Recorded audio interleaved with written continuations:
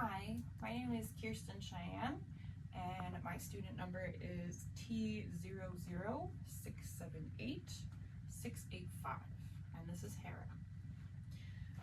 Today I am going to be going over all of the terms on our list, so I will try to follow them from here. So first, we are going to start with the anatomical planes. Get you to move this way, honey. Perfect. So our first plane being a sagittal plane. Basically running this way along any part of the body. It doesn't necessarily have to be in the middle, but this would be a sagittal plane, that would be a sagittal plane, etc. The median plane is a sagittal plane that is in the middle of the animal, running down the spine, that divides it into more or less equal left and right halves. Transverse plane means across. So if we were to put a plane here, that would be transverse. This would also be transverse, basically separating it into one and another parts. The dorsal plane would be about here, so separates it into dorsal and ventral. And mid-sagittal is the same as the median plane, so it just means a sagittal plane that's in the middle. Directional terms, we were going to do right and left. So where we have it right now, this would be her right. This is on the right side. And this would be the left. This is her left side. Still be the same. If we looked at it this way, this would still be right, this would still be left. And as for cranial and caudal, this part going this way would be caudal, because we're going away from the head. Cranial would be towards the head. We would need to use the term rostral when speaking about the head. Come on.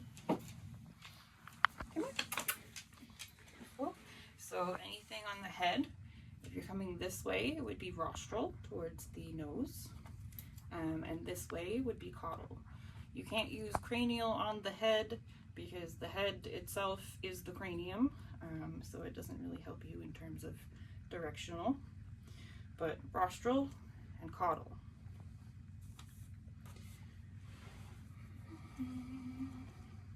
So if we do a dorsal and ventral, like I said, dorsal would be the top, along the back of the animal. Ventral would be underneath on this part of the animal. And we are going to do the dorsal in relation to limbs. So if I were to take her leg, this part below the carpus would be known as the dorsal. This underneath would be known as the palmar, that side. This part of the limb would be known as the cranial, and then this part would be known as caudal. Medial and lateral, so this would be the lateral side of her leg, whereas this would be medial, because it's closer to the median line, and the lateral is basically on the opposite side of that. If we were to do deep and superficial, if she were to get a wound, say it punctured up here into the muscle, that would be considered a deep wound. If it was a scrape on her back in the skin, it would be considered a more superficial wound. Proximal and distal, so if we are using this, we were to go basically up towards the body is more proximal, and as you go down here, this would be more distal. So this would be proximal limb, and then this would be distal. Palmar and plantar, you kind of start to use at about this area, at the carpus. So this would be your palmar of your front leg, and then of the back leg, This would be the plantar surface right here.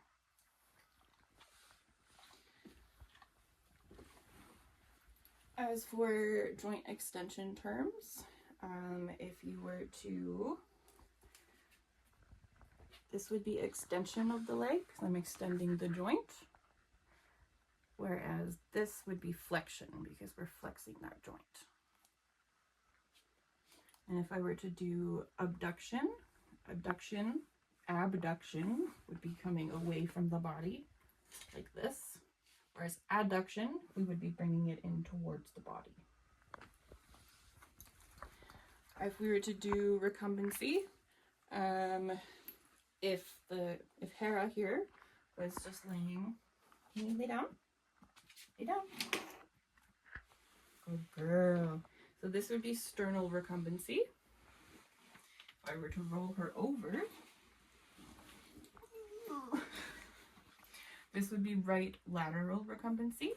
If I were to do it on her other side, it would be left lateral recumbency. And then the last, if I were to put her flat like this and kind of turn her front sideways, and if you were to keep those underneath her, that would be an oblique. So it would kind of combine two different positional terms.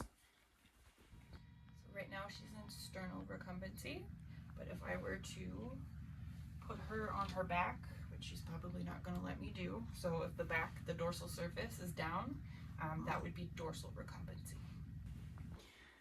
As for the regional terms, the ones that I have chosen, we are going to do the muzzle first. So the muzzle is this part of the animal, mostly including the nasal and maxillary bones.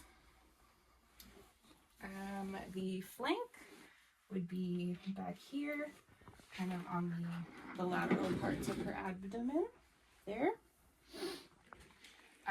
Withers, so the withers would be up dorsally, just above the scapular region.